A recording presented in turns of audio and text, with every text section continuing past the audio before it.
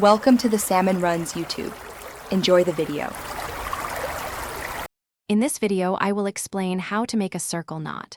First, gather your materials, which include a suitable length of rope or cord.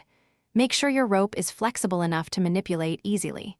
Lay the rope flat on a clean, stable surface to begin the process.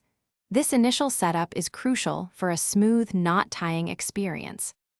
Next, you'll create the initial loop that forms the foundation of your circle knot. Take one end of the rope, known as the working end, and cross it over the main, standing part. This forms a simple, open loop. Hold this loop securely with one hand to prevent it from unraveling as you proceed to the next step.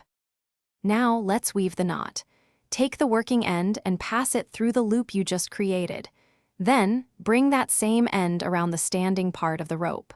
Finally, thread it back through the original loop, but from the opposite direction. This action starts to define the circular shape of the knot. To complete your circle knot, gently pull on both the working end and the standing part of the rope.